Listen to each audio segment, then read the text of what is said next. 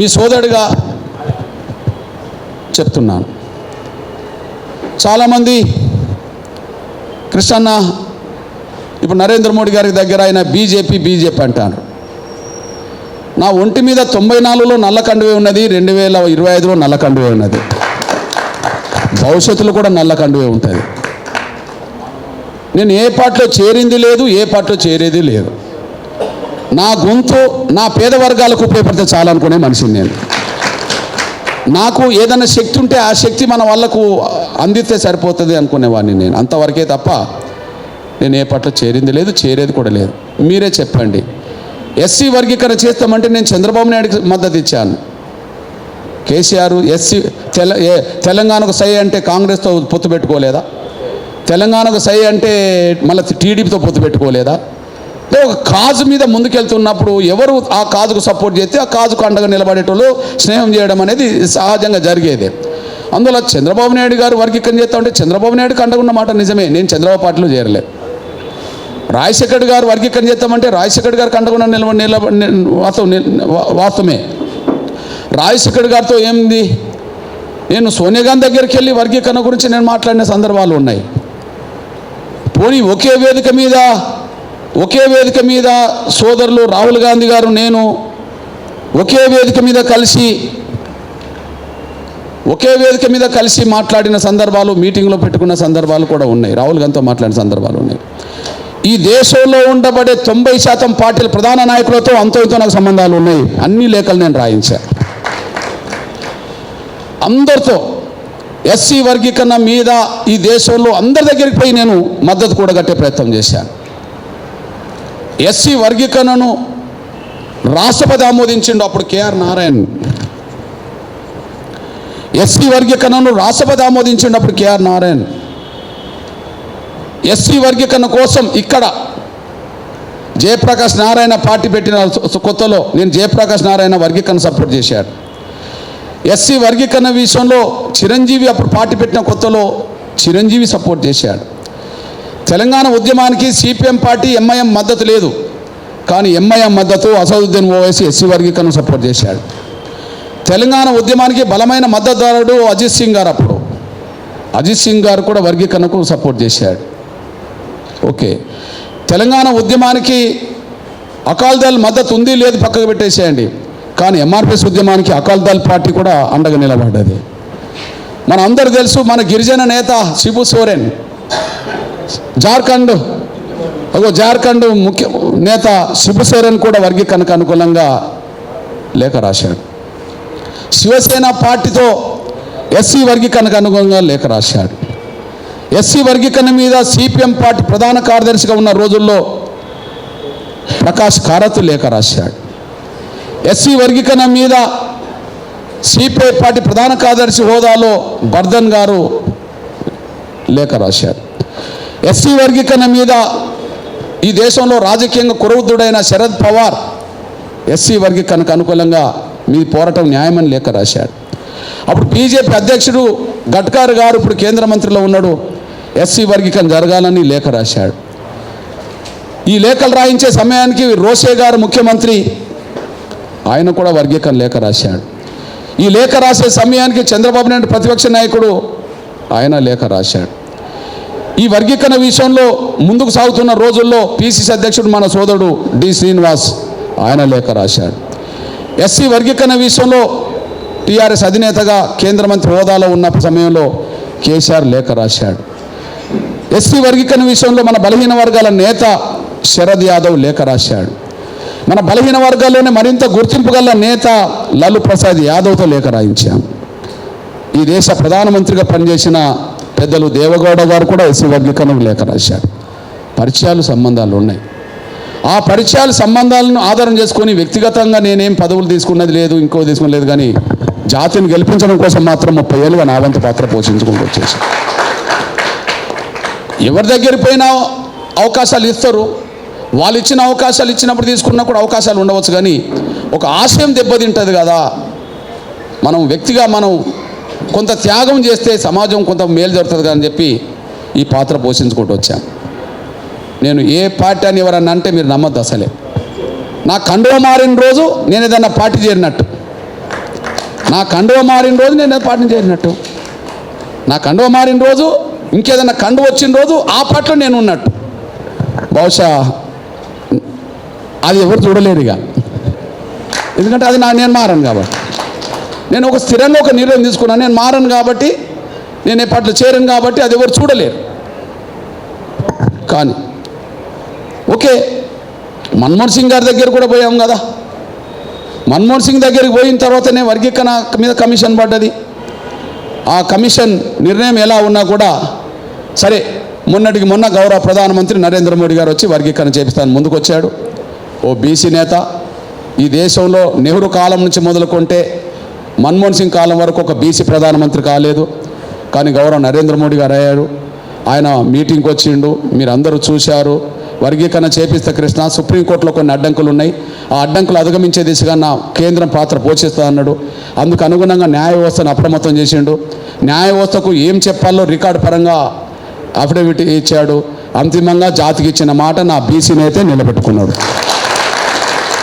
ఆయన పట్ల నేను కృతజ్ఞత ఉండడం అనేది ఎంబీసీ, ఆయన పట్ల నేను కృతజ్ఞత ఉండడం అనేది నా బాధ్యత. ఎందుకంటే ఎక్కడన్నా చిన్న మేలు పొందినప్పుడు ఆ మేలు పొందిన నేను మర్చిపోను కాబట్టి వ్యక్తిగతంగా నేను కృతజ్ఞత ఉంటాను. కానీ ఏ పార్టీలో చేరేది లేదు నేను, ఇది మాత్రం గ్యారెంటీ. కృతజ్ఞత ఉంటా, ఎందుకంటే సాయం చేసిన మనిషిని మనం మర్చిపోం కాబట్టి కృతజ్ఞత ఉంటా. మరి నేను ఎట్లా పార్టీ అవుతా, నేను ఎట్లా బీజేపీ అవుతా?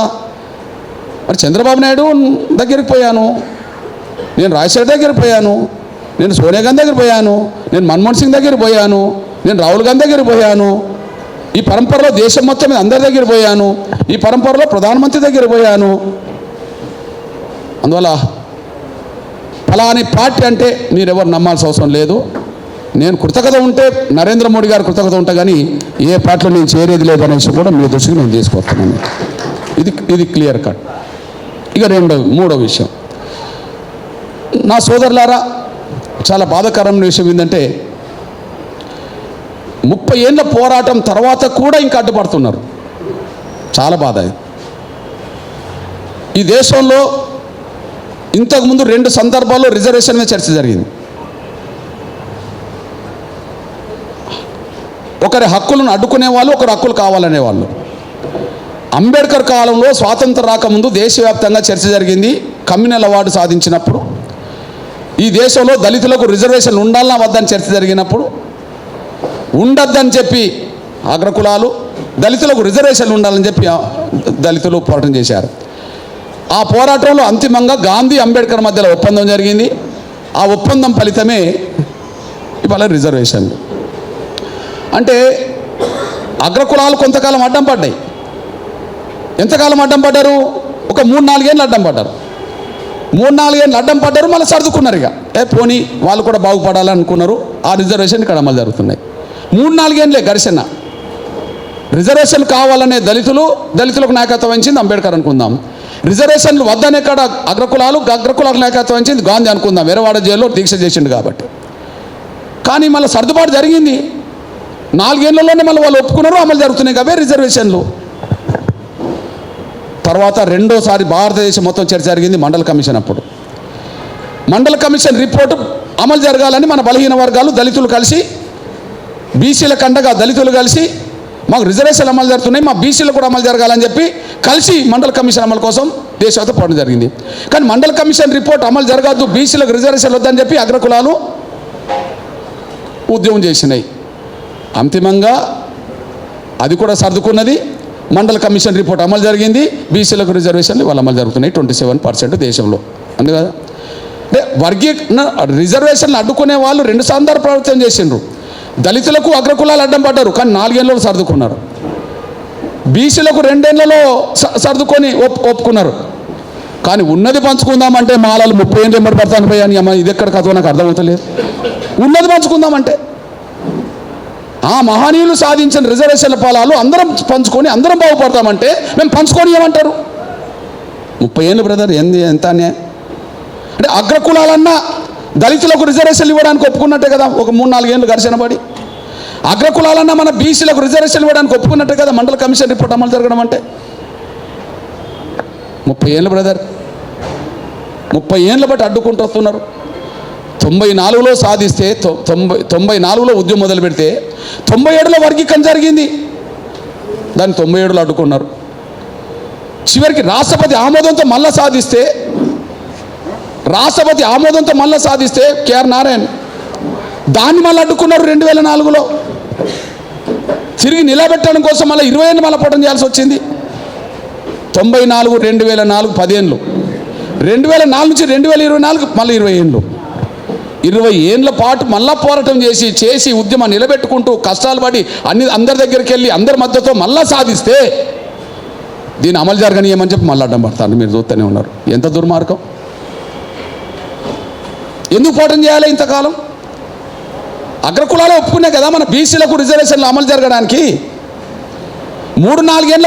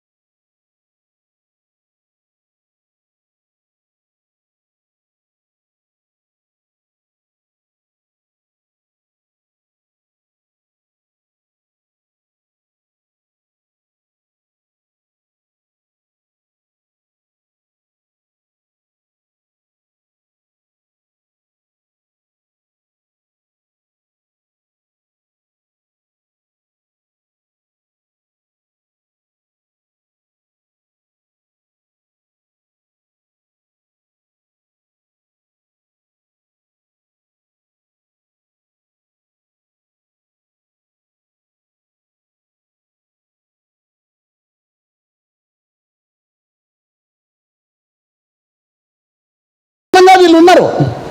కానీ రెడ్ల కంటే అధికంగా 3 పదవులు పొందే అంత శక్తివంతమైన కుటుంబం మాలాల కుటుంబం, వెంకటస్వామి కుటుంబం మన కళ్ళ ముందు కనిపిస్తుంది. ఈ దేశంలో ఆ స్థాయిలో వాళ్ళు ఎదిగారు. రెండోది